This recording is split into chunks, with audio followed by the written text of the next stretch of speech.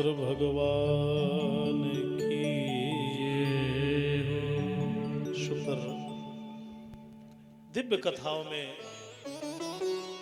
परीक्षित महाराज धीरे धीरे बड़े हुए। भगवान श्री हरि गोविंद की लीलाओं का स्मरण किया। संप्रेषिते द्वारकायाम जिष्णुर बंधु ददृक्षया। भगवान गोविंद ने 125 वर्ष की लीलाएं किया। उनमें से 25 वर्ष ब्रज की लीलाएं और 100 वर्ष द्वारिका लीला भगवान की। सबसे ज्यादा लीलाएं द्वारिका लीला भगवान की। अब पूरी होने के बाद में भगवान तो गोलोक धाम के लिए पधारे। अर्जुन भगवान को विदा करके आए। अब जिनके साथ में रहे हो आज मन विचलित है। प्रश्न किया क्यों? शरीर का तेज कहां चला गया? क्या तूने किसी गाय की रक्षा नहीं की? गाय की रक्षा ना करें तो तेज चला जाता है। आया हुआ अतिथि अगर उसे भोजन ना कराया जाए तो भी शरीर का तेज चला जाता है। किसी गुरु संत विप्र ब्राह्मण अपने आदरणीय का अपमान कर दिया जाए तो भी शरीर का तेज चला जाता है। क्या कारण है भाई? इस शरीर में तेज क्यों नहीं है? तो कहने लगे महाराज वंचितो हम महाराजा हरिणा बंधु रूपिणा। भगवान श्री हरि हमको छोड़ करके स्वधाम गमन कर गए। समस्त पांडवों ने सोचा जब भगवान अंतर्हित हो गए तो हमें भी रहने का अधिकार नहीं है। तो पांचों पांडव माता द्रौपदी के साथ में हिमालय में जाकर के स्वर्गारोहण किया। स्वर्गारोहण करने के उपरांत परीक्षित महाराज जी को राज्य सत्ता प्राप्त हुई। और राज्य सत्ता प्राप्त होने के बाद परीक्षित महाराज ने सारे राज्य का निरीक्षण किया, भ्रमण किया। राज्य में क्या चल रहा है? राजा का कर्तव्य होता है कि उसे भ्रमण करना चाहिए। मेरी प्रजा दुखी तो नहीं है, कोई समस्या तो नहीं है। तो भ्रमण करते हुए चले जा रहे हैं तो एक दृश्य देखा। एक गाय जिसके 3 पैर 4 पैर का जो वृषभ और एक दुबली पतली गाय, एक वहां से पुरुष हाथ में डंडा लिए उन्हें खदेड़ते चला जा रहा है। परीक्षित जी ने कहा ये कौन है? आपस में दोनों वार्तालाप कर रहे हैं। दुबली पतली गौ माता खड़ी है। बैल जो है उसके 4 पैरों में से 3 किसी ने काट दिए, वो एक ही पैर से खड़ा है। सोचने लगे ऐसा कौन प्राणी है जो गाय की ये दशा, वृषभ की ये दशा, ये कौन है भाई? पहुंचे, प्रश्न किया आप कौन है? तो उस गौ माता ने कहा मेरा नाम धरती है और वृषभ जो है ये धर्म है। बैल जो है वो धर्म का प्रतीक है और गाय जो है वो धरती का प्रतीक है। इसलिए हमारे यहाँ वैसे तो कई माताओं का वर्णन है पर 3 माताएं प्रमुख होती हैं। एक जन्म देने वाली माँ, उसका उनका निरादर नहीं होना चाहिए जो हमें जन्म दिया है। दूसरी धरती माता जो हमें धारण करती है और तीसरी गौ माता जो जन्म से लेकर के मृत्यु तक हमें बैतरणी तारती है। इसलिए 3 माताओं का बड़ा महत्व है। इसलिए आज ये माँ गौ माता की दशा ये है कि दुबली पतली खड़ी है। प्रश्न किया ये किसने किया? तो पीछे खड़ा था। ये कौन है? बोले कलयुग है। ये 4 पैर क्या है? तो धर्म के 4 पैर समझ लीजिए, सत्य, तप, दया और दान। ये 4 ही पैर हैं। बहुत गहराई से सुनिए। धर्म करने का 4 ही स्वरूप है। अगर आप सत्य बोलते हैं तो आपने धर्म को पकड़ रखा है। आप थोड़ी देर भजन करते हैं तो धर्म को पकड़ रखा है। आपके अंदर कुछ दया है तो आपने धर्म को ग्रहण कर रखा है। और कभी कोई अतिथि द्वार में आ जाए, भूखा आ जाए, उसे कुछ अन्न दान, जल दान, वस्त्र दान कर दें, मानो कि ये धर्म को हमने ग्रहण कर रखा है। और कभी कभी ये 3 पैर कट गए, सत्य चला गया, तप चला गया, दया चली गई, एक पैर खड़ा है दान के रूप में। इसलिए दान का बड़ा महत्व है। प्यासे को पानी जरूर पिलाइए, भूखे को भोजन दीजिए ही। किसी के शरीर में वस्त्र नहीं है उसे दीजिए। अगर परमात्मा ने हमें इस लायक बनाया है तो हम उसको जरूर उसकी सेवा करें। ये जरूरी नहीं है। प्रश्न किया महाराज ये कौन है? तो कलयुग ने कहा महाराज मैं तो यही रहूंगा क्योंकि मेरा समय आ गया है, मुझे समय दिया गया है। नहीं नहीं यहां तो नहीं रह सकते। नते गुड़ा केस यशोधराणां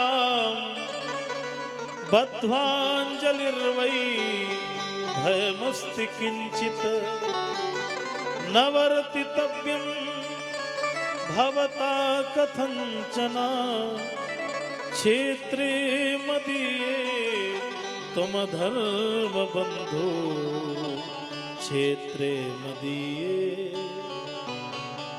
तुझे मेरा भय नहीं है? अरे मेरे राज्य में आज तू कैसे रह सकता है? कलयुग नहीं रहेगा। उन्होंने धनुष पर बाण चढ़ाया, बोले इसको खत्म करो। अब कलयुग घबराया, बोले बड़ा खतरनाक राजा है, जो मुझको ही मार देगा तो मैं कहां जाऊंगा। जल्दी जल्दी मुकुट निकाल करके चरणों में डाला, महाराज अब तो क्षमा करो, मुझे कोई जगह दो, कहां रहूं मैं? तो कलयुग के रहने के लिए 4 जगहें दिया। कलयुग सब जगह नहीं रहता है, याद रखना। कलयुग तो है, पर कलयुग के रहने के लिए श्रीमद् भागवत जी में 4 स्थान है। और मेरे बंधु, इन चारों से दूरी बनाइए। पहला स्थान क्या है? द्यूतम, जहां जुआ खेला जाता हो, वहां कलयुग रहता है, इसलिए उससे दूर रहिए। दूसरा स्थान है पानम, जहां मदिरा पान होता है, वहां कलयुग रहता है। तीसरा स्थान स्त्रियां है, जहां नृत्यांगनाएं रहती हैं। और चौथा शूना, माने जहां हिंसा होती हो। इसलिए इन 4 जगहों से दूर हो जाएं, कलयुग आपको प्रवेश नहीं करेगा। इसलिए कलयुग महाराज में गुण भी है। क्या गुण है कलयुग में? कलयुग में कई गुण है। गोस्वामी जी महाराज ने मानस में लिखा है, कलिकर एक पुनीत प्रताप,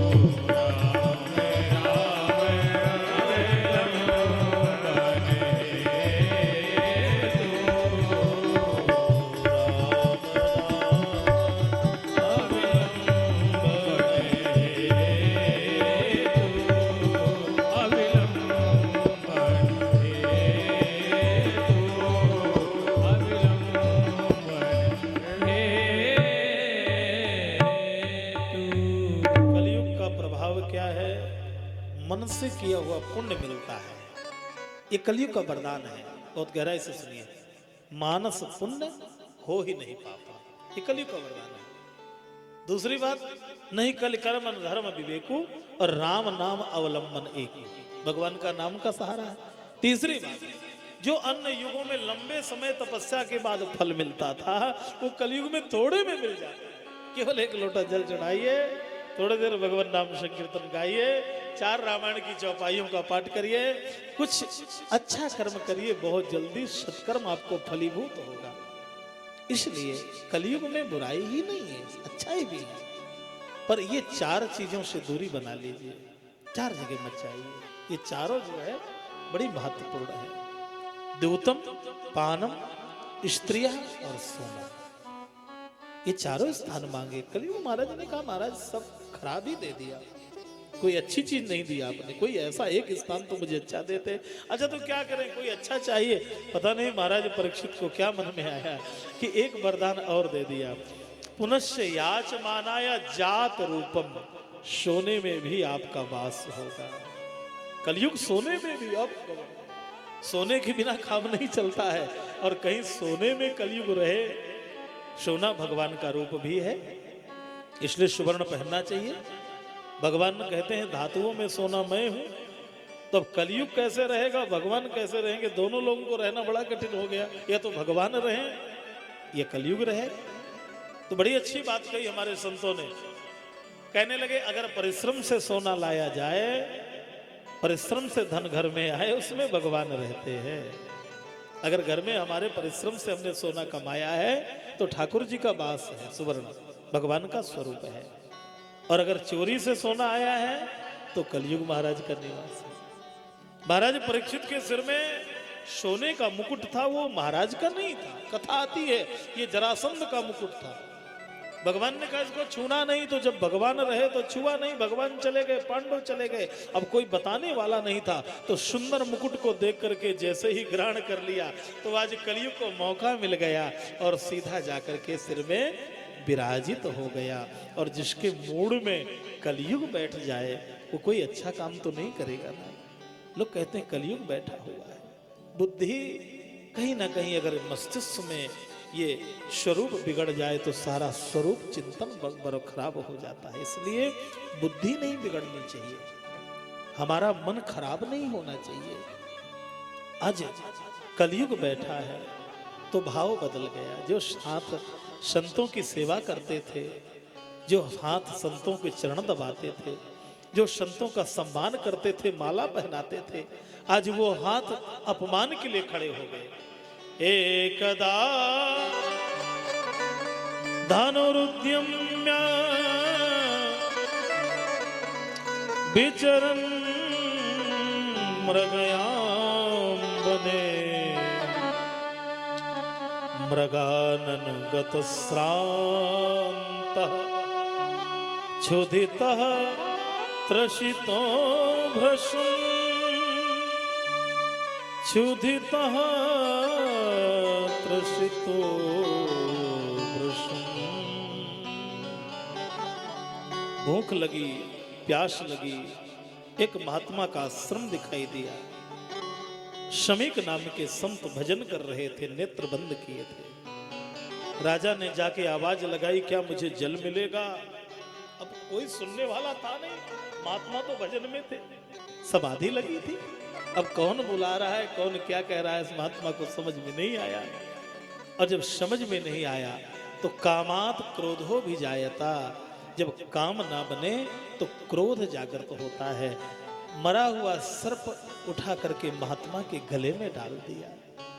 यही अपराध परीक्षित जिससे हुआ। पहला अपराध था कि संत के गले में फूलों की माला पड़नी चाहिए, आज वो फूल की माला तो नहीं, आज मरे हुए सर्प को डाल दिया।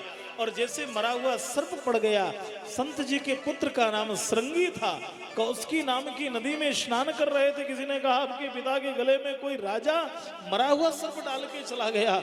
महाराज ने देखा नहीं, सुना नहीं, वहीं से जल उठा लिया, वहीं से कौशिकी नदी का जल हाथ में अंजलि भर करके और वहीं से आवाज लगाया, इति लंघित मर्यादम तक्षकः सप्तमे हनि दंक्षति स्म कुलांगारम नोदितो में ततद्रुहम्। हमारे मध्य श्रीमद् भागवत के बड़े ही अद्वितीय विद्वान और बड़े ही सरल और सहज स्वभाव के धनी हमारे आदरणीय आचार्य श्री श्रवण शास्त्री जी महाराज का आगमन हुआ है। बहुत बहुत साधुवाद, बहुत बहुत धन्यवाद। बैठने के लिए व्यवस्था करें। श्री राम जय राम जय जय राम, श्री राम जय राम जय जय राम, श्री राम जय राम जय जय राम, श्री राम जय राम जय जय राम, श्री राम जय राम जय जय राम, श्री राम जय राम जय जय राम, सीताराम जय सीताराम, सीताराम जय सीताराम।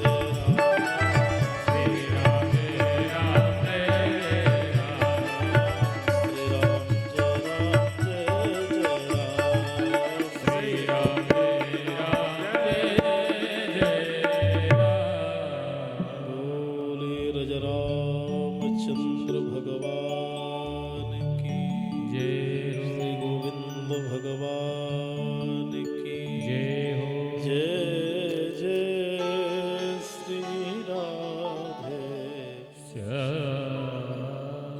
बड़ा ही अद्भुत 7 दिन का साप परीक्षित जी को लगा। इति लंघित मर्यादम तक्षकः सप्तमे हनि। जिसने भी मरा हुआ सर्प डाला है, यही सर्प तक्षक बन करके आज से 7वें दिन उसको काटेगा। पर संत का साप भी कल्याण करता है मेरे बंधु। महात्मा चाहे के भी किसी को साप अगर देते हैं तो भी शायद ये साप नहीं होता तो भागवत भगवान की कथा कैसे प्राप्त होती। ये साप का ही तो प्रभाव है। मुनि साप जो दीना अति भल कीना। संत का साप भी कल्याण का मार्ग देता है। आज महाराज परीक्षित को ज्ञान हुआ। कहते मुकुट उतार के नीचे रखा तो अरे राम राम राम राम। पश्चाताप हुआ। देवी भागवत महापुराण में कथा आई है कि गौरमुख नाम के शिष्य ने उन्हें जागृत किया। बोले जागो, आज से 7वें दिन आपको मर जाना है। अब जो करना है तो 7 दिन में करना। अब डॉक्टर कह दे कि 1 महीने में मरना है तो मरने का भय इतना होता है कि 15 दिन में ही राम नाम सत्य हो जाए। इतना मृत्यु का भय है। और किसी को कहा जाए कि 7 दिन में मर जाना है आपको। परीक्षित महाराज ने कहा धन्य है, आज कम से कम मैं ये कह सकता हूं कि मेरे जीवन में 7 दिन है जो मुझे 7 दिन में मृत्यु मेरा वर्ण नहीं कर सकती है। आज चिंतन किया उन्होंने। सब कुछ छोड़ करके मां पतित पावनी कलकल निनाद करने वाली भगवती भागीरथी का सानिध्य प्राप्त किया। गंगा जी के निकट बड़ी दिव्य भूमि है। कभी अवसर मिले तो आप लोग भी जाइए। इस शरीर को कई बार कथा श्रवण कराने का अवसर मिला। सुखताल मुजफ्फरनगर में गंगा जी के निकट एक बड़ा ही दिव्य स्थल है जिसका नाम है सुखताल। यहाँ परीक्षित महाराज ने कथा सुनी है और सुखदेव भगवान ने कथा सुनाई है। आज भी दिव्य बट वृक्ष बना है, लगा हुआ है। और वहां आज भी जाने कितने तोते बैठे रहते हैं। सुख जो है बड़ी अद्भुत भूमि है। आज सुखदेव भगवान ने वही कथा सुनाया, परीक्षित जी ने वही कथा सुना। राजा ने सब कुछ छोड़ करके राजपाट गृह परिवार छोड़ करके भगवती पतित पावनी भगवती गंगा जी का सानिध्य प्राप्त किया। देखा महात्मा अमलात्मा सभी एकत्रित हुए। सबसे एक ही प्रश्न किया, मुझे 7 दिन में मर जाना है, ऐसा कौन सा सरल साधन है जो बताइए। सभी बैठे हुए हैं पर 7 दिन में किसी को तार देना बड़ा कठिन विषय है।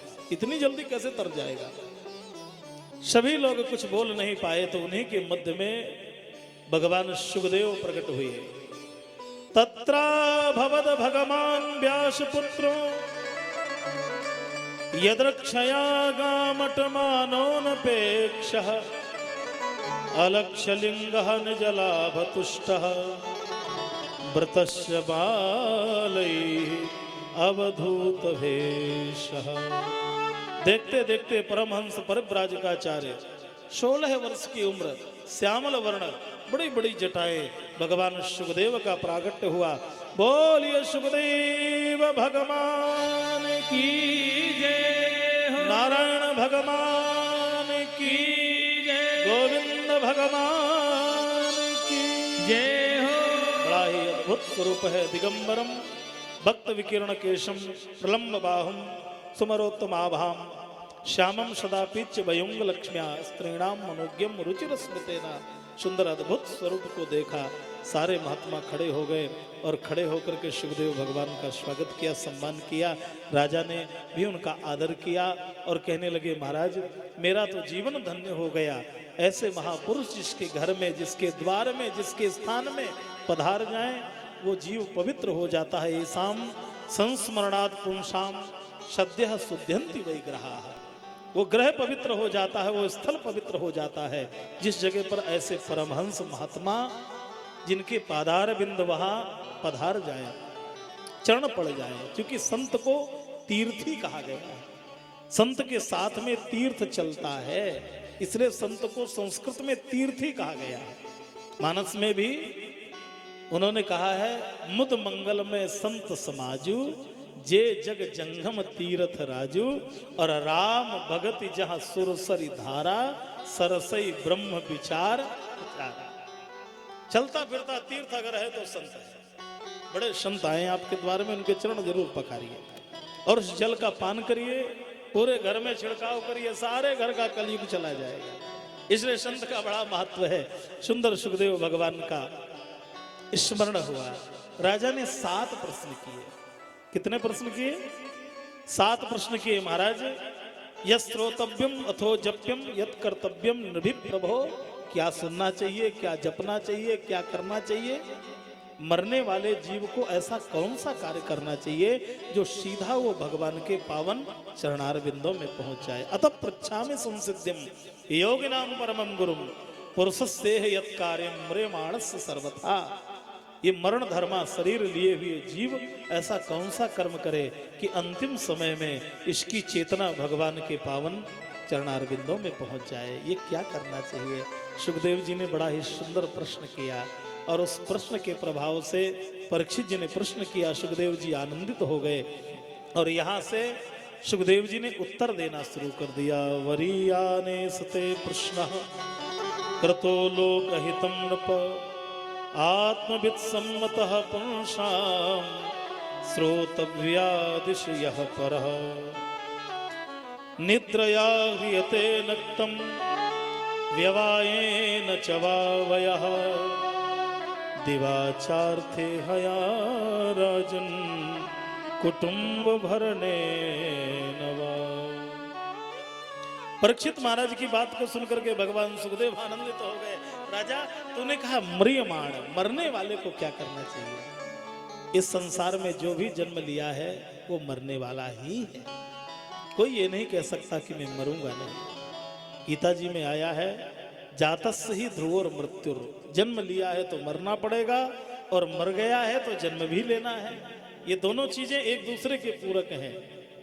भगवान शंकराचार्य कहते हैं, पुनरपि जननम पुनरपि मरणम पुनरपि जननी जठरे शयनम, इह संसारे खलु दुस्तारे, कृपया पारे पाहि मुरारे।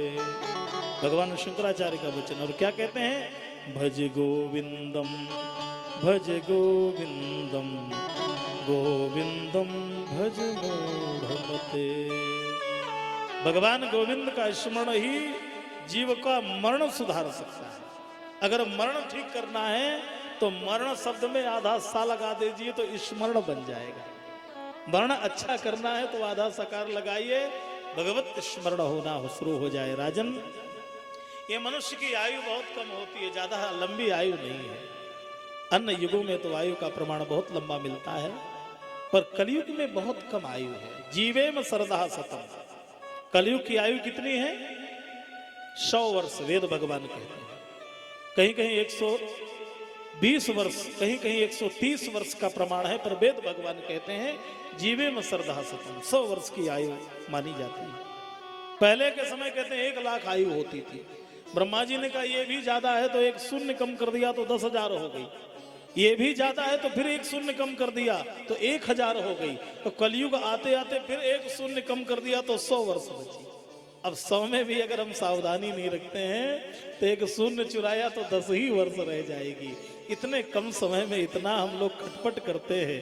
सारे जीवन में ना तो भजन होता है ना सत्कर्म होता है। इसलिए निद्रया हरिते नक्तम, हमारा सोना नींद के द्वारा ये समय व्यतीत होता है, सांसारिक चर्चाओं के द्वारा ये रात्रि काल व्यतीत होता है, और दिन जो है अर्थ चिंतन में व्यतीत होता है कि कहीं से धन कहाँ से कमा लाएं, कैसे धन हमें मिल जाए।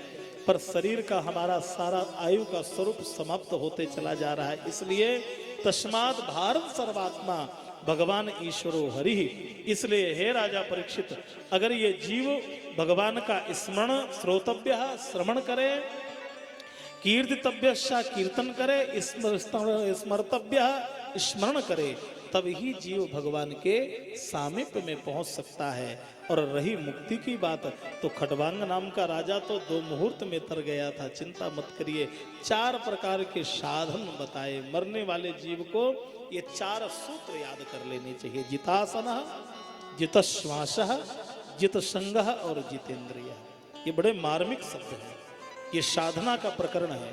शुरुआत से जीव को ये 4 जैसे समझ लें कि अब किनारे में गाड़ी आ रही है, अब मरने का समय आ रहा है। वैसे मरने का कोई समय नहीं है, पर फिर भी चतुर्थ अवस्था आए तो फिर ये 4 प्रकार के साधन प्राप्त कर लेना चाहिए। 4 साधनों में नोट करिए।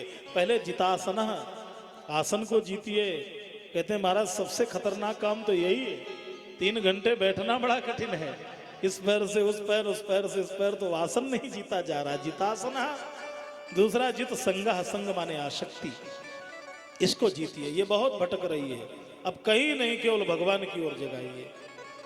जित संग, जितासन, जित श्वास, प्राणवायु प्राणायाम करिए पूरक, रेचक और कुंभक के क्रम से। आसक्ति को जीतिए। और चौथा जितेंद्रिय, शरीर की इंद्रियां बड़ी चंचल है। जीभ कहती है चटपटा खाने को मिले, आंखें कहती हैं देखने को मिले, कान कहते हैं सुनने को मिले। इसलिए इन इंद्रियों के, इन घोड़ों को संभालिए, इनकी लगाम कसिए। और स्थूले भगवतो रूपम, भगवान के 2 रूप है, स्थूल और सूक्ष्म। मंदिर में जो भगवान का दर्शन है ये सूक्ष्म दर्शन है, और सारे संसार में जो दर्शन है ये भगवान का स्थूल दर्शन है। सब जगह सारी प्रकृति में भगवान दिखने लगे।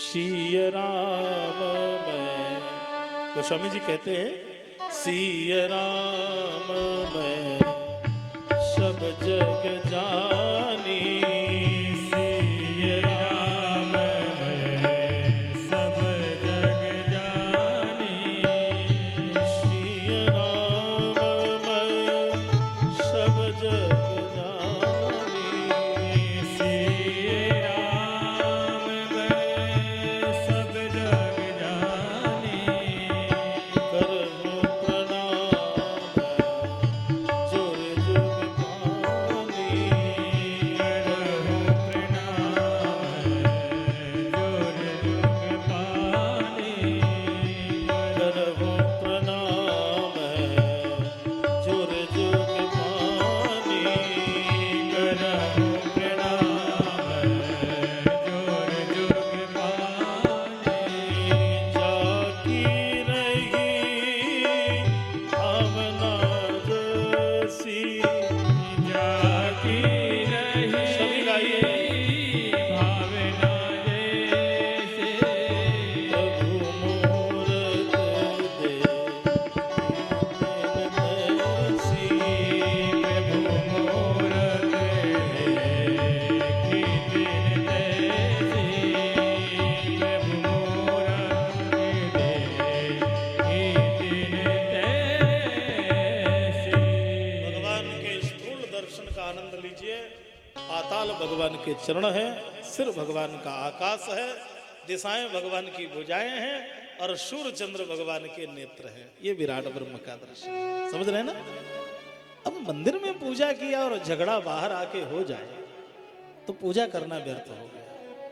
मंदिर में तो खूब आरती घुमाया, खूब आरती किया, खूब अगरबत्ती धूपबत्ती लगाया, पर बाहर आते ही देर नहीं लगती लोगों को झगड़ा करने में। नहीं, ये सारी मूर्तियां भगवान की ही हैं। हर चेतना में परमात्मा बैठा है। इसलिए ये सूक्ष्म दर्शन से भी ज्यादा स्थूल दर्शन करें। स्थूल दर्शन हर चेतना में परमात्मा का। कितनी कथाएं भक्तमाल में आई। स्वामी नामदेव महाराज की जो चपाती बनाते हैं, टिक्कड़ बनाते हैं, विट्ठल को भोग लगाते हैं। एक दिन सुंदर चपाटी बनाई, आंख बंद किया, विट्ठल भोग लगाओ। अब देखा कि स्वान आया और पूरी चपाती लेकर के भाग खड़ा हुआ। अब स्वान हमारी चपाती ले जाए, हम क्या करेंगे?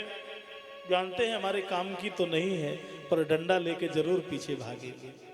हमारा स्वभाव डंडा लेके जाना है और संत घी की कटोरी लेकर के चले। अरे नारायण, अरे विट्ठल खड़े हो जाओ, अरे विट्ठल खड़े हो जाओ, कई बार चिल्लाया। और जब पीछे पीछे भागते भागते बहुत देर हो गई तो स्वान से भी साक्षात विट्ठल भगवान प्रकट हो गए देखते देखते। और जैसे भगवान विट्ठल प्रकट हुए, आज कहने लगे इस रूप में भी आप मुझे देखते हो? तो कहने लगे सब घट मेरो साइया, खाली घट नहीं खोए। हर चेतना में परमात्मा है, ये स्थूल दर्शन है। तीसरी बात कही सद्यो मुक्ति, क्रम मुक्ति। ये जीव परमात्मा के चरणों में दो प्रकार से जाता है। एक योगी जो होते हैं वो अपने सारे द्वारों को बंद करते हैं। इस शरीर रूपी महल में नवद्वारे पूरे द्रेही, इसमें नवद द्वार है और 10वां द्वार जो है ये ब्रह्मरंध्र है जो बंद होता है। बहुत मन से सुनिए, ये कथाएं बार बार नहीं मिलेंगी, ये योग की कथाएं हैं, प्रारंभिक कथाएं हैं। ये जीवन में इनको उतारिए। चतुर्थ अवस्था में ये सारे हमें चैप्टर मिलेंगे कि हमें क्या क्या करना चाहिए। इसलिए शरीर के महल में ये 10वां द्वार जो है योगियों के लिए होता है, जो ब्रह्मरंध्र से प्राण निकल जाएं। दूसरी बात ये है, शरीर में 5 कर्मेंद्रियाएं, 5 ज्ञानेंद्रियाएं। अगर कर्मेंद्रियों से प्राण निकलते हैं तो अच्छा नहीं माना जाता। प्राण को ज्ञानेंद्रियों से निकलना चाहिए। ज्ञानेंद्रिया क्या है? ये हमारी आंख जो है ये ज्ञानेंद्रिय है, ये हमारे कान ये ज्ञानेंद्रिय है, ये मुख जो है ये कर्मेंद्रिय है। मुख जो है कर्मेंद्रिय माना गया है। इसलिए धीरे धीरे क्रमबद्ध जो प्राण जाते हैं वो क्रम मुक्ति है, और ब्रह्मरंध्र फोड़ करके जो जाए वो सद्यो मुक्ति है, जो भगवान के चरणों में पहुंच जाए। तत्पश्चात सकाम निष्काम स्वरूप का वर्णन किया। जीव को अगर कुछ चाहिए तो इन इन स्वरूपों के पास में जाइए। विद्या चाहिए तो भगवान गिरीश की शरण लें, विद्या कामस्तु गिरीशम। अगर लक्ष्मी चाहिए तो माँ लक्ष्मी की उपासना चाहिए। अन्न चाहिए तो अन्नपूर्णा मैया के पास में जाइए। और अगर सब कुछ चाहिए तो भगवान गोविंद के पास में जाइए। एक एक दुकान में क्यों भटकेंगे? सब कुछ एक जगह सारा सामान मिल जाए। इसलिए भगवान सुखदेव कहते हैं अकामः सर्व कामो वा मोक्ष काम उदारधी तीव्रेण भक्ति योगेन यजेत पुरुषं परम, यजेत पुरुषं परम। दुनिया में कहाँ कहाँ भटकेंगे, एक एक सामान के लिए कहाँ कहाँ जाएंगे। इसलिए अकाम, कोई भी कामना ना हो और सारी कामना हो तो बाकी बिहारी से कहिए। ये सब कुछ देते हैं, ऐसा नहीं है। बेटा चाहो तो बेटा देंगे, पुत्री चाहो तो पुत्र देंगे, धन चाहो तो धन देंगे, और भक्ति चाहो तो भक्ति देंगे। इनके पास जाके इष्ट एक होना चाहिए, इसलिए इष्ट अनेक नहीं होना चाहिए। इसलिए 4 चीजों का बड़ा महत्व है। जीवन में इष्ट एक होना चाहिए, जीवन में गुरु एक होना चाहिए, जीवन में मंत्र एक होना चाहिए, और जीवन में माला एक होना चाहिए। जिस माला से भजन करें फिर रोज मत बदले, उसमें पावर आ जाएगा। आप अगर 1.25 लाख मंत्र जप लेंगे तो उसका पावर बढ़ जाएगा। 1.25 करोड़ हो जाए, क्या कहना है। इसलिए मंत्र मत बदलिए, गुरु मत बदलिए। इसलिए इष्ट आराध्य होना चाहिए। किनको आराध्य मानते हैं? जिससे मंत्र लिया वो मंत्र का देवता होता है। जैसे गुरु ने मंत्र दिया है ना, उस मंत्र का एक देवता होता है। कौन है? बोले हमारे विष्णु भगवान इष्ट है, आराध्य है। हमारे भगवान गौरी शंकर है। सब में एक ही स्वरूप है, कोई अंतर नहीं है, पर उनको पकड़ करके चलिए। आज तीव्रेण भक्ति योग, पर भक्ति का योग जो होना चाहिए वो तीव्र होना चाहिए। नदी की धारा जितनी तेज होगी उतनी जल्दी पहुंचेगी। इसलिए भक्ति की धारा तेज होनी चाहिए। और तीव्रेण भक्ति योगेन यजेत पुरुषम परम, उस परमात्मा की आराधना जीव का कल्याण करती है। और उन्होंने सारे शरीर की उपमा बता दी। वो कान कान नहीं है जो भगवान की कथा नहीं सुनते हैं, वो मुख मुख नहीं है जो भगवान को गाता नहीं है, वो चरण चरण नहीं है जो चलते नहीं है, जो भगवान के लिए परिक्रमा नहीं करते हैं। इसी बात को गोस्वामी जी महाराज ने इन्हीं श्लोकों का भाषांतर कर दिया। जिन हरि कथा सुनी नहीं काना, जिन हरि कथा, मस्ती से गाइए, भाव से गाइए। श्रवण रंध्र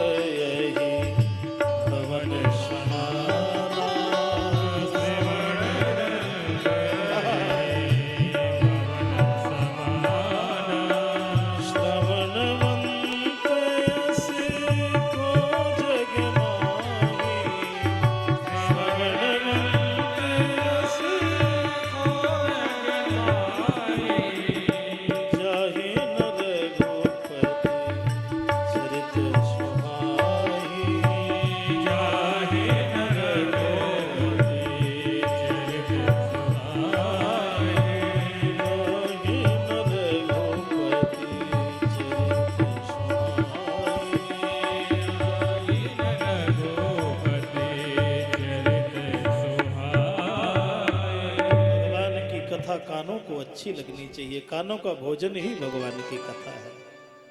दुनिया की व्यथा तो बहुत सुनते हैं, पूरी रात चली जाए, आपस में किसी की बात होने लगे तो कहते हैं बीच में क्यों छोड़ दिया, पूरा सुनाए नहीं आपने, उसने क्या कहा उन्हें। पूरी रात व्यथा में मन लगे, पर कथा में कई बार लोग घड़ी देखते हैं। नहीं, ये आत्मा का भोजन है। कम ब्रह्म सुखम हृदय स्थापयति आशा कथा, जो ब्रह्म सुख को सीधा हृदय में स्थापना कर दे, ये कथा है। जैसे भगवान की स्थापना होती है ना, वैसे ब्रह्म की स्थापना इस हृदय में हो जाए, ये कथा का प्रमाण है। अगर कथा में इतना पावर नहीं होता तो भगवान शंकर कुंभज ऋषि के पास नहीं जाते। कथा में पावर नहीं होता तो महाराज कागभूषण जी से गरुड़ जी कथा नहीं सुनते। कथा में सामर्थ्य नहीं होता तो कथा मात्रैक जीविनः सनकादिक कथा नहीं सुनते। और कथा में अगर सामर्थ्य नहीं होता तो हनुमान जी महाराज आज भी कथा के लिए इस धरती में विद्यमान है, विराजमान है। राम जी से कहने लगे जब तक धरती में भगवत कथा विद्यमान है तब तक मैं धरती छोड़ करके जाने वाला कहीं नहीं हूं। इसलिए कथा का सामर्थ्य है कि आज सुखदेव भगवान जो है राजा को कथा सुनाने के लिए आए। चौथे अध्याय में उन्होंने मंगलाचरण किया। हम लोग मंगलाचरण प्रारंभ में करते हैं, सुखदेव जी ने चौथे अध्याय में किया। लोगों ने कहा महाराज पहले मंगलाचरण हमारे संतों ने भाव दिया। बोले रोगी दो प्रकार के हैं, एक साधारण रोगी आता है तो उसका नाम पता लिखा जाता है, फिर इलाज किया जाता है। एक रोगी बहुत सीरियस आता है तो इलाज पहले और नाम पता बाद में। तो राजा परीक्षित कह रहा है मुझे 7 दिन में मरना है। उसके मरण को सुधारने के लिए सुखदेव जी ने पहले कथा सुनाया और फिर चौथे अध्याय में भगवान का स्मरण किया। चौथे अध्याय में उन्होंने भूतैर महद्वीर यही महापुरो विभु निर्माय सेते यदमोष पुरुषः भुंक्ते गुणान षोडश षोडशात्मकः सोलंकृत श्रेष्ठो भगवान वचांसि में। हे प्रभु मेरी वाणी को अलंकृत कर दें। सुंदर सुखदेव जी ने वंदन किया और वंदन करने के उपरांत इस सृष्टि के प्रारंभिकीकरण का स्मरण किया। ये महत्त्व 3 प्रकार के होते हैं, सात्विक, राजस और तामस। इनके द्वारा ही ये सृष्टि का प्रारंभिकीकरण होता है। 5 महाभूत होते हैं, पृथ्वी, तेज, जल, वायु, आकाश। बहुत मन से सुनिए। इन 5 को जानने के लिए 5 तन्मात्राएं होती हैं, शब्द, स्पर्श, रूप, रस और गंध। जल का क्या स्वरूप है? रस। अरे भाई वृंदावन में जाएं तो सारा खारा पानी होता है, तो ये जीव जान जाती है कि खारा है कि मीठा है। तो जल का मतलब है रस, रस तन्मात्रा है। वायु का स्पर्श, वायु दिखती नहीं है पर गर्मी के समय शरीर में पसीना आया महाराज, जो पंखा चला कहते बड़ा आनंद मिला, तो कहीं ना कहीं स्पर्श किया उसने। आकाश शब्द का रूप है, पृथ्वी गंध का रूप है, तत्र गंधवती। इसलिए ये 5 तन्मात्राएं, 5 महाभूत, 5 कर्मेंद्रिय, 5 ज्ञानेंद्रियां, मन, बुद्धि, चित्त और अहंकार मिलाकर के 24 तत्वों से यह सारा स्वरूप खड़ा होता है। ये बड़ा ही सुंदर स्वरूप है। दिव्य स्वरूपों में महापुराण के 10 लक्षण और पुराण के 5 लक्षण और चतुश्लोकी श्रीमद् भागवत का स्मरण कराया। श्रीमद् भागवत जी को महापुराण इसलिए कहा जाता है कि भागवत जी में 10 लक्षण है। अत्र सर्गो विसर्गश्चा स्थानम पोषणमूतयः मनवंतरे शानु कथा निरोधो मुक्तिराश्रयः। इसलिए ये 10 लक्षणों से श्रीमद् भागवत जो है महापुराण की उपमा में दी गई। और तत्पश्चात ब्रह्मा जी को भगवान ने वर दिया कि आपको सृष्टि करने में सामर्थ्य प्राप्त हो, और तत्पश्चात उन्होंने 4 श्लोक श्रीमद् भागवत जी के सुनाए। ये चतुश्लोकी श्रीमद् भागवत जी जो है, जो व्यास जी को नारद जी के द्वारा प्राप्त हुए, नारद जी को ब्रह्मा जी से प्राप्त हुए और ब्रह्मा जी को भगवान नारायण से प्राप्त हुए। ये चारों श्लोक बड़े ही मार्मिक हैं, इनका स्मरण किया। अगर ये 4 श्लोक सुन लिए जाएं तो सारे श्रीमद् भागवत का सार इन 4 श्लोकों में है। 4 श्लोक बड़े ही मार्मिक हैं। आपका ध्यान मेरी ओर रहे, इधर उधर मन को न करें। भज गोविंदम भज गोविंदम गोविंदम भज मूढ़मते भज गोविंदम भज गोविंदम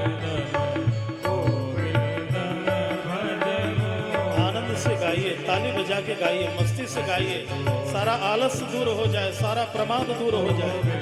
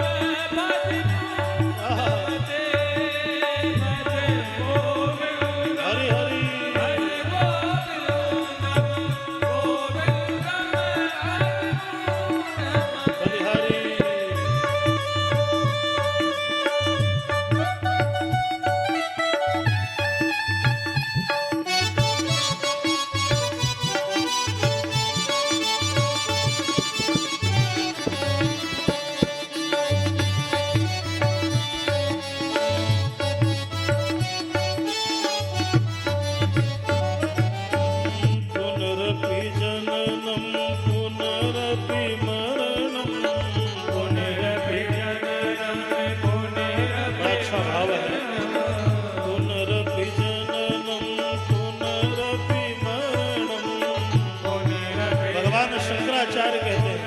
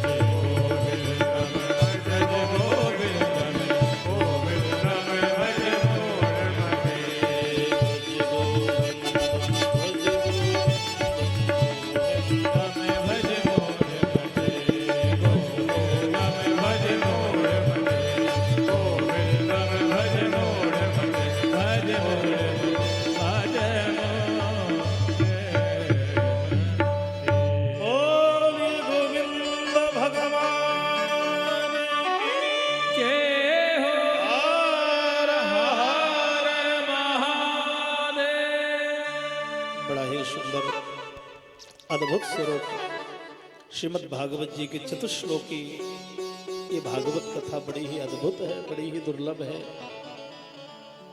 जैसे रामायण जी एक श्लोकी रामायण है, आदौ राम तपो बनादिगमनम, उसी तरीके से भागवत जी भी चतुश्लोकी है। ये चतुश्लोकी भागवत जी के अगर श्लोक याद हो जाए, इनका नित्य प्रति पाठ किया जाए, तो सारी श्रीमद् भागवत का सार भरा हुआ है। ये पहले श्लोक में क्या गाया उन्होंने?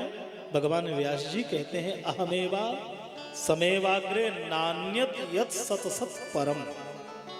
इसका भाव पक्ष ये हुआ, इस श्लोक में 3 बार अहम शब्द आया।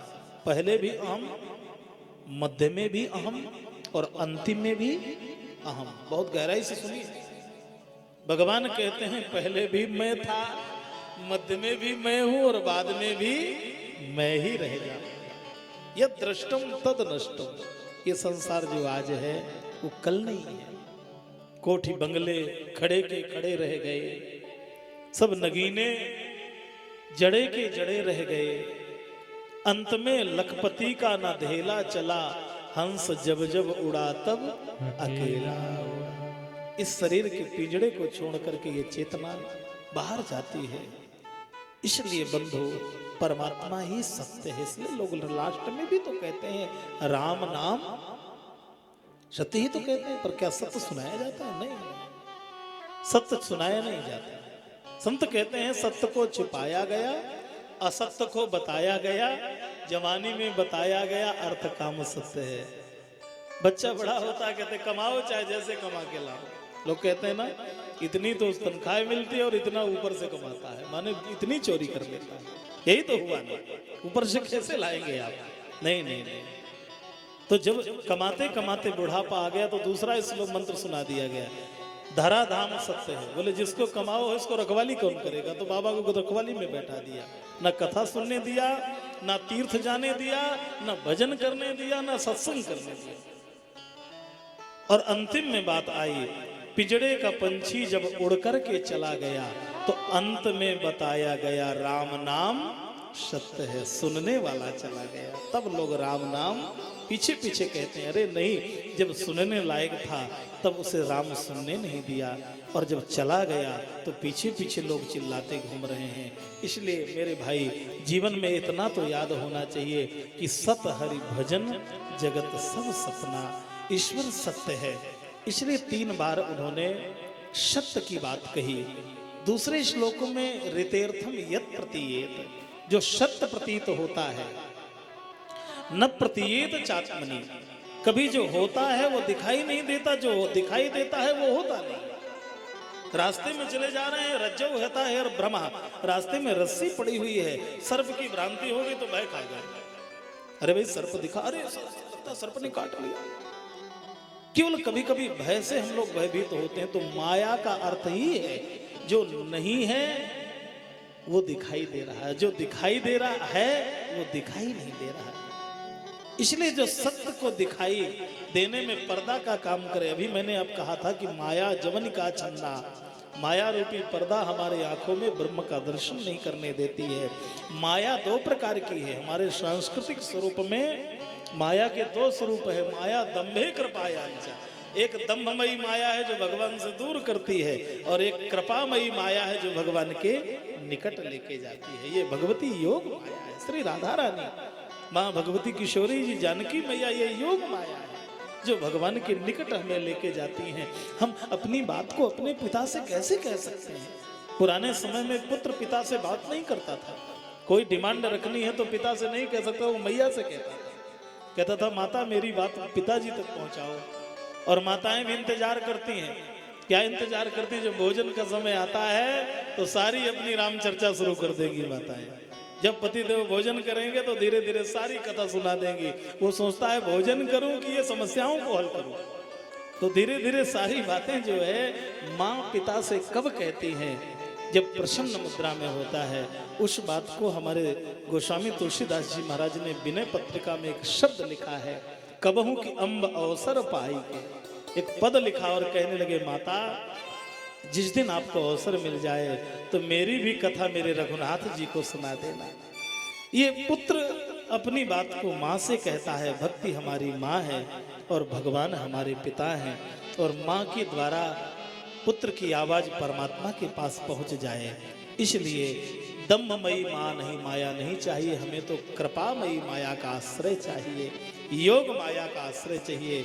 और तीसरी बात उन्होंने कहा यथा महांति भूतानि, महत्तत्व इत्यादि के द्वारा ये संसार का सृजन होता है। ये बातें समझ में आ जाए। एतावदेव जिज्ञासु तत्व जिज्ञासुनात्मनः अन्वय व्यतिरेकाभ्याम यस्यात् सर्वत्र सर्वदा। ये बातें समझ में आ जाएं, यही जीव का उद्धार करने के लिए पर्याप्त हैं। तत्पश्चात उन्होंने आगे विदुर जी के गृह त्याग का स्मरण किया। विदुर जी ने देखा कि यहाँ कौरवों के यहाँ रहना ठीक नहीं है। यदा सभायाम गुरुदेव देव्याः केशा विमर्शम श्रुतकर्म गरियम, देखा कि भगवती द्रौपदी का अपमान देख करके महाराज विदुर जी को अच्छा नहीं लगा। तो विदुर जी ने गृह त्याग करके जंगल में गए तो उद्धव जी से भेंट हुई। उद्धव जी ने सारे भगवान गोविंद की लीलाओं का स्मरण किया, बाल लीला से लेके सारी लीलाएं, संत से संत मिले तो भगवत कथा होती। उन्होंने कहा जाइए अब और कुछ सुनना है तो हरिद्वार में मैत्रेय नाम के महात्मा विराजमान है, जाइए उनसे कुछ कथा सुनिए। संत का स्वरूप होता है, अगर संत भगवंत की कथा सुनता है तो वो सच्चा संत है, और अगर भगवंत की चर्चा नहीं करता है, संसार की ही चर्चा करता है, तो वो सच्चा संत नहीं है। आज दोनों संत से संत मिले तो उन्होंने परमात्मा के इन तत्वों का स्वरूप का चिंतन किया। सुखाय कर्माणि करोतु लोके नते सुखम वान्यद पारमं वा। कहा महाराज ये जीव सुख के लिए कर्म करता है। मैत्रेय नाम के महात्मा जी से विदुर जी ने प्रश्न किया। विदुर जी भी एक संत है। विदुर जी कौन है? ये भी संत है। ये कौन है? ये धर्म के अवतार हैं। श्रीमद् भागवत में एक श्लोक में इनके पूर्व जन्म की बात को कहा। मांडव्य सापाद भगवान प्रजा संयमनो विभु। मांडव्य नाम की ऋषि ने इनको साप दे दिया था। कहने लगे क्यों साप दे दिया? बोले मांडव्य नाम के एक ऋषि थे, उनको एक राजा ने अपराधी मान करके सूली में चढ़ा दिया। 3 दिन तक चढ़े रहे पर मरे नहीं। जब उतारा गया राजा ने चरण पकड़ लिए, महाराज क्षमा करो, मैं नहीं जानता था कि आप निरपराध हैं। तो मांडव्य नाम के महात्मा सीधा यमराज के पास पहुंच गए और यम से कहने लगे ये बताओ कि मुझे कष्ट क्यों दिया? मैंने तो कोई पाप नहीं किया और मुझे फिर भी इतना 3 दिन तक सूली में चढ़ा रहना पड़ा। तो यम ने कहा कि आप छोटी अवस्था में जीवों को कांटा कोसते थे। तितलियां जो होती है ना, इनमें कांटा लेकर के कोसते थे, और उस कर्म का प्रभाव है कि आपको सूली में चढ़ना पड़ा। अरे राम राम राम राम, ये तो अबोध अवस्था का किया हुआ पाप है मेरा। मुझे तो बोध भी नहीं था, ज्ञान भी नहीं था, और आपने मुझे इतना बड़ा दंड दिया। तो मांडव्य नाम के महात्मा ने यमराज को साप दे दिया। किसको साप दे दिया? यमराज को। जाओ इस धरती में आपको जन्म लेना पड़ेगा। तो वही धर्मराज 2 रूपों में आए, एक युधिष्ठिर के रूप में आए और एक विदुर जी के रूप में आए। और आज वही विदुर जी धर्म के रूप में, संत के रूप में विदुर नीति का उन्होंने सृजन किया। आज उन्होंने प्रश्न किया महाराज ये जीव सुख के लिए कर्म करता है पर इसे सुख की अनुभूति नहीं होती, इसे जब भी मिलता है तो दुख ही मिलता है। तो मैत्रेय जी महाराज ने कहा कि जीव केवल कर्म करने के बाद में फल की आकांक्षा रखता है कि ये मैंने किया है। कर्म करने के बाद अगर कृष्णार्पण होने लग जाए तो कर्म का कर्तृत्व अभिमान चला जाए तो कर्म के बंधन से वो मुक्त हो जाएगा। क्योंकि हम कुछ भी करते हैं तो नाम पहले होना चाहिए। मंदिर में एक पंखा भी टंगवाएंगे तो कम से कम 4 पीढ़ी का नाम लगा हुआ कि वो भी चक्कर काट रहा है। ये हमारा स्वभाव बन गया है। नहीं, भगवत गीताकार कहते हैं यद करोसी यदस्नासी यद ददासी जोहोसी। जो भी हम कर्म करते हैं उनको कृष्णार्पण करना शुरू कर दें, भगवत अर्पण करना शुरू कर दें तो कर्म बंधन से जीव मुक्त हो जाता है। इस तरीके से बड़े ही दिव्य चर्चाएं, दिव्य स्वरूपों का स्मरण हुआ और सृष्टि के प्रारंभिकीकरण का पुनः यहाँ स्मरण किया गया। भगवान नारायण से नाभिके से कमल का प्रादुर्भाव हुआ, कमल से ब्रह्मा जी प्रकट हुए, ब्रह्मा जी ने तप किया। 2 स्कंद में भी ये प्रसंग आया कि उन्हें 2 शब्द सुनाई दे, ता और पा।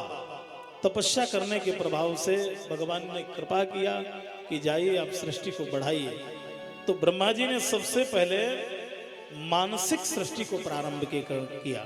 सनकम च सनंदम च सनातन मथात्मभू। ये 4 महात्मा प्रकट किए, सनक, सनंदन, सनातन और सनत कुमार। इनसे कहा महाराज हम सृष्टि बढ़ाइए, बोले हम सृष्टि नहीं बढ़ाएंगे, हम तो भजन करेंगे। तो जब उनके अंदर ऐसा भाव आया तो क्रोध आया। क्रोध आया तो बाहों के मध्य से भगवान रुद्र प्रकट हुए। भगवान रुद्र ने सृष्टि करना शुरू कर दिया। डाकनी साकनी भूत प्रेत पिशाच चुड़ैल, अरे महाराज बस बस बंद करो, ये अगर इतनी चुड़ैलें हो जाएंगी, घर घर भूत प्रेत हो जाएंगे तो रहना मुश्किल हो जाएगा। बोले आप भजन करो, आप सृष्टि के चक्कर में मत पड़ो। अब क्या करना चाहिए? उन्होंने अपने शरीर से कई प्रकार की सृष्टि को किया। तत्पश्चात मन में आया मरीच, अत्रि, अंगिरा, पुलस्त, पुलहा, क्रतु, भृगु, वशिष्ठ, दक्ष और नारद, ये 10 मानस पुत्र हैं। जब इनसे भी सृष्टि का स्वरूप आगे नहीं बढ़ा तो अपने शरीर के 2 स्वरूप बनाए। स्वयंभुव मनु अरुषत रूपा,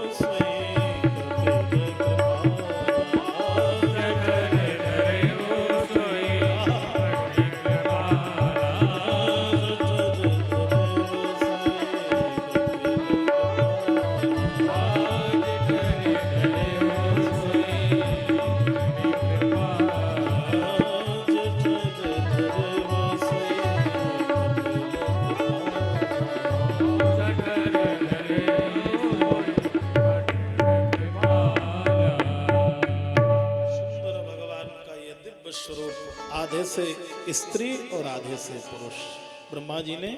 इसलिए हमारे यहाँ जितनी भी देवियां हैं ये माता शतरूपा से प्रादुर्भाव हुआ और पुरुष का जो है स्वरूप स्वयंभू मनु के रूप में परिणित हुए। ये दोनों यहाँ से आदि दंपति, यहीं से सृष्टि का स्वरूप शुरू होता है। इसलिए हमें मानव कहा जाता है। क्या कहा जाता है? मानव।